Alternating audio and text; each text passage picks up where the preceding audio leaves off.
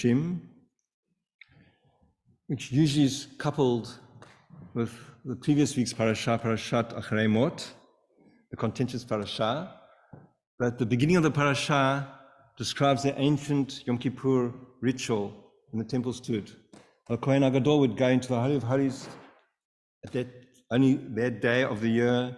We'd pray to God, make atonement for his mistakes and wrongdoings of his household, and then the mistakes and wrongdoings of the people of Israel. And then you had the ritual of the scapegoats. And the idea there is to bring sanctity and holiness to the whole people on this day of atonement. The following week we read Kedoshim, which in a leap year is separated from her partner and is, as I say, ironically in the Shana Mu'beret, the pregnant year, it's known, the leap year, entire month is added. In that pregnant year, the parashiyot that are usually married to each other are separated because you need to make up the extra month in our readings.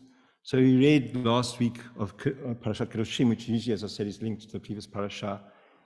And that has the important, especially for progressive Jews, the important verse that you should be a holy people, a people of priests, a kingdom of priests and a holy nation, Mamlechet, kohanim, kaddosh, a holy nation, that you shall be holy because the eternal God is holy.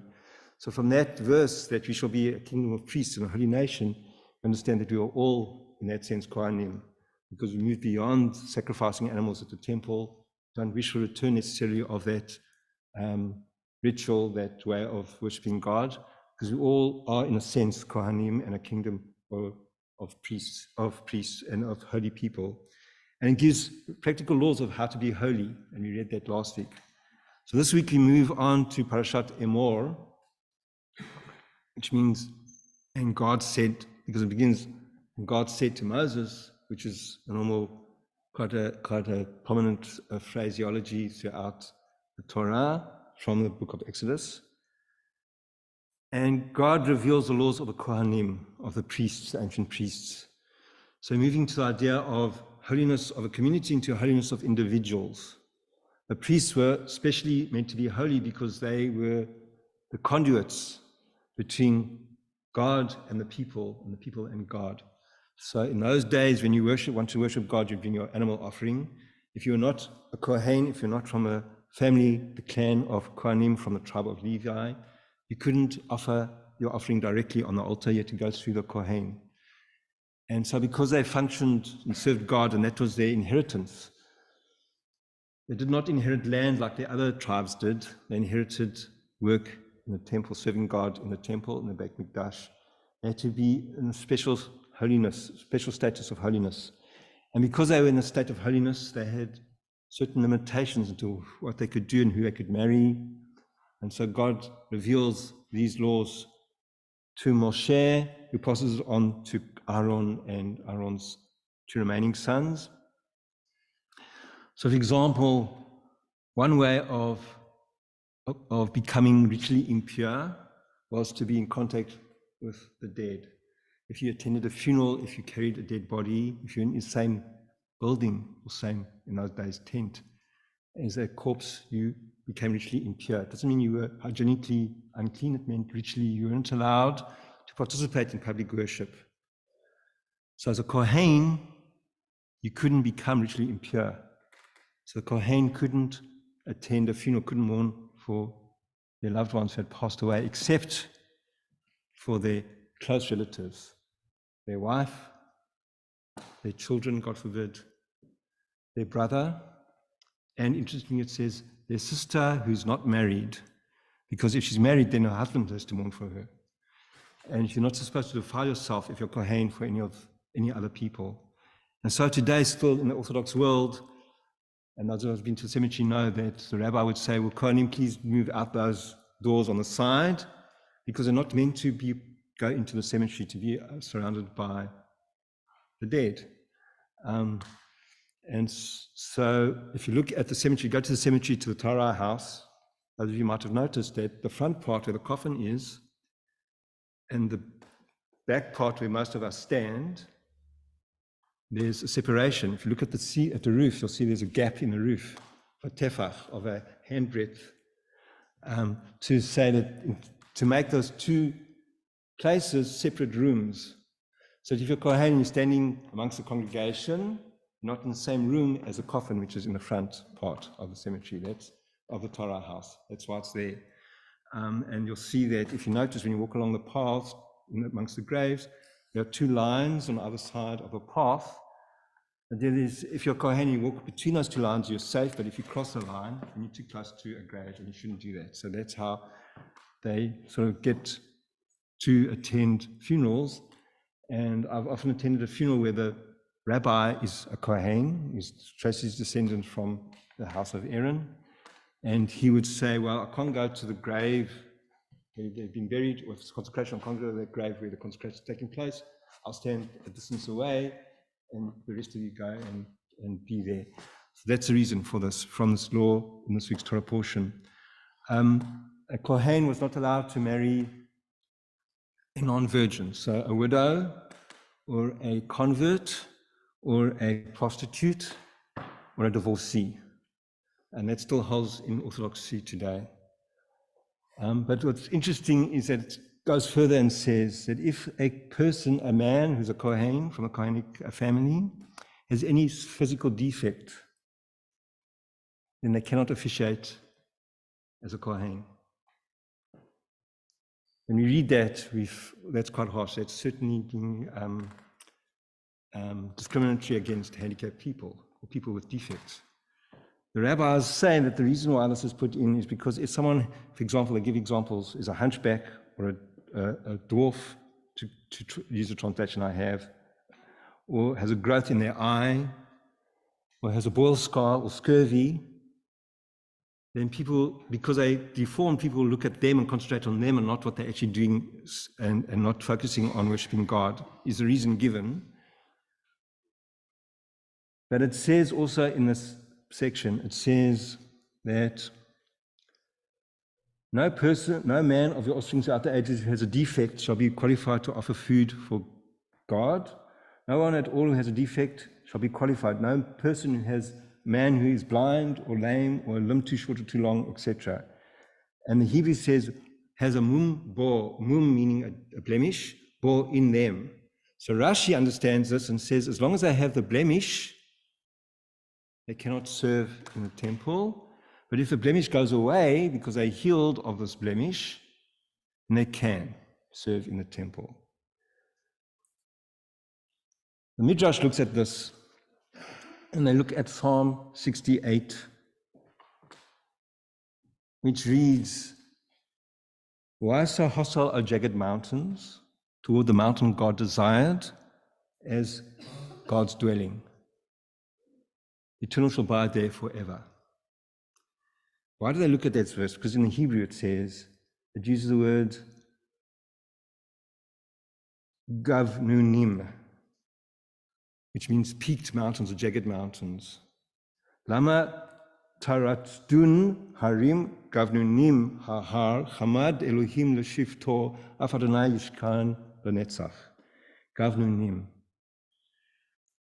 The passage in our Torah portion, which says that a person with a hunchback who's a kohen cannot officiate as a kohen, the word used for hunchback is gibein. So you have gibein in our text and you have gavnunim in this text from Psalms. They're related, they're the same word. Gibein and gavnunim. Gimel bet nun. The rabbis used a tool called gzera shava, which means that if they find the same word in two different texts, two different verses, they could make a link between those two texts. So a link between this prohibition of a gibein, of serving as a kohen in the Torah, and the description of the jagged mountains using the same word gavnunim in Psalms, the book of Psalms. And there's a midrash about this verse. I'll read it again. Why so hostile, O jagged mountains, toward the mountain God desired as God's dwelling? Eternal shall abide there forever. So what is the mountain that God chooses to dwell on? What mountain is that? What is God's mountain according to Torah? Mount Sinai. Mount Sinai, where Moses got the 10 utterances. Sometimes it's known as Mount Horeb. That's where Elijah fled and encountered God in a soft, small voice, silent voice, not in the earthquake and the fire and the storm. Mount Sinai is very interesting. Mount Sinai is situated where? I'm asking, it's not a rhetorical question. Where's Mount Sinai? No. Well, some scholars say it is, but traditionally it's not. It's in the Sinai Peninsula, in the wilderness. And it's a very small mountain, very low mountain. It's not as high as some of the mountains, other mountains around. It was on this mountain that God gave Moshe the Aseret HaDibrot, the 10 utterances. Rabbis ask, why was the 10 utterances given in the wilderness, on Mount Sinai? Why wasn't the 10 utterances given in the land of Israel? It makes sense, surely, in Jerusalem. And they answer their own question, which is what they usually do, because the wilderness belonged to nobody and to everybody. 10 utterances belong to everybody, not only to us, but to the entire world. They are value concepts, life-affirming value concepts, which we should live by. Why on Mount Sinai of all mountains, the low mountain? Because Mount Sinai represents humility. Rabbis say that to receive Torah and to teach Torah, you have to have a heart open like the wilderness, and you have to be humble. So Midrash, based on this verse from Psalms, says that the mountains were hostile towards Mount Sinai. They were jealous of Mount Sinai, because Mount Sinai was the smallest of all the mountains, the lowest of all the mountains. Yet God chose to dwell on Mount Sinai and to give the 10 utterances from Mount Sinai. And so the psalmist asks, why are you so hostile? And the word that is used is tarat dun. And the rabbis break that word up into two, teret and din. Din, we know, is judgment, from like Beit Din, okay, house of judgment. And they say, why do you seek judgment on mountains against Mount Sinai? You mountains that are gavnunim, that are jagged. And they're related to the prohibition of a kohen being a gibein, being a hunchback. And understand that gavnunim actually refers to being arrogant and haughty. A priest who's arrogant and haughty cannot officiate at the temple, at the altar.